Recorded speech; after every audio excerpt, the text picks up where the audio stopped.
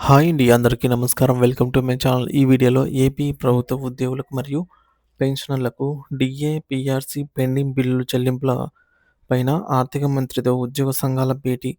మరి దీనికి సంబంధించిన పూర్తి వివరాలైతే వీడియోలో తెలుసుకుందాము. వీడియో అయితే ఎక్కడే కానీ స్కిప్ చేయకుండా ఎండ్ వరకు చూసేయండి. అప్పుడే ఇన్ఫర్మేషన్ పూర్తిగా అర్థమవుతుంది. అలాగే ఈ వీడియో చూస్తున్న ప్రతి ఒక్కరు వీడియోకి లైక్ చేయండి ఫ్రెండ్స్.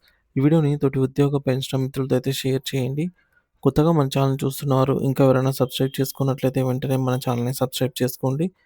సో, దీని ద్వారా నేను చేసే లేటెస్ట్ వీడియోస్ అన్నీ మీ వరకు రీచ్ అవుతాయి.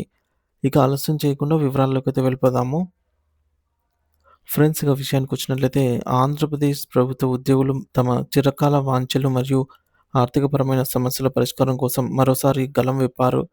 ముఖ్యమంత్రి చంద్రబాబు నాయుడు గారు గతంలో ఇచ్చిన హామీలను తూచా తప్పకుండా అమలు చేయాలని కోరుతూ తమ కీలక డిమాండ్లను ప్రభుత్వం ముందు ఉంచారు. ఈ మేరకు విజయవాడ వేదికగా ఏపీ జేఏసీ అమరావతి నాయకులు రాష్ట్ర ఆర్థిక శాఖ మంత్రి పయ్యావుల కేశవ్ గారితో ప్రత్యేకంగా భేటీ అయ్యి ఉద్యోగులు మరియు పెన్షనర్లు ప్రస్తుతం ఎదుర్కొంటున్న ఇబ్బందులను కూలంకషంగా వివరించారు.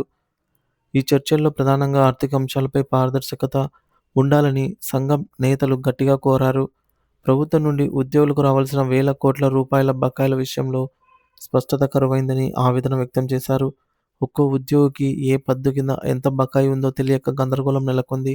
అందుకే డీఏ బకాయిలు, PRC arrears, surrender leave, earned leave, medical reimbursement మరియు రిటైర్మెంట్ బెనిఫిట్స్ వంటివి ఎవరికి ఎంత రావాలో స్పష్టంగా వారి పే స్లిప్‌లోనే విడివిడిగా కనిపించేలాగా కంప్యూటర్ సాఫ్ట్‌వేర్ రూపొందించాలి అనైతే కోరారు.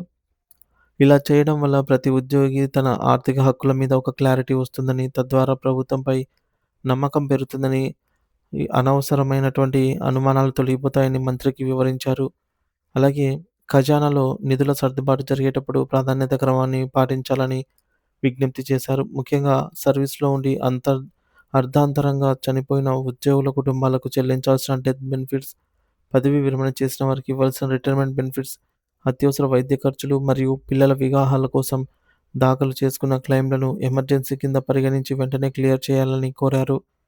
కష్టకాలంలో ఉన్నవారికి, వృద్ధాప్యంలో ఉన్న రిటైర్డ్ ఉద్యోగులకు ఇవి ఎంతగానో ఆసరాగా నిలుస్తాయని గుర్తు చేశారు. మరోవైపు శాంతి భద్రతల పరిరక్షణలో భాగంగా 24 గంటల పాటు పండుగలు, పబ్బాలు లేకుండా ఎక్కడ బందోబస్తు ఉంటే అక్కడ విధులు నిర్వర్తించే పోలీసు శాఖ ఉద్యోగుల సమస్యలను కూడా ప్రత్యేకంగా ప్రస్తావించారు.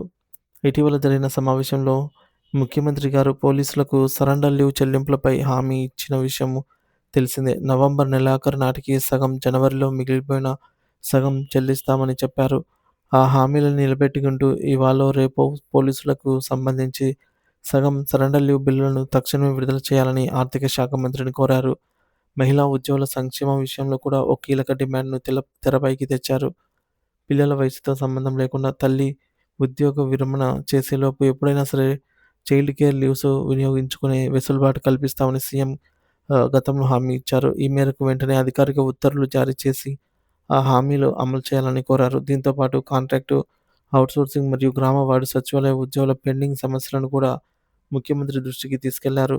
ఈ సమస్యలన్నిటినీ సానుకూలంగా విన్న ఆర్థిక మంత్రి పయ్యావుల కేశవ్ గారు త్వరలోనే తగిన చర్యలు తీసుకుంటామని సంఘం నేతలకు హామీ ఇచ్చారు.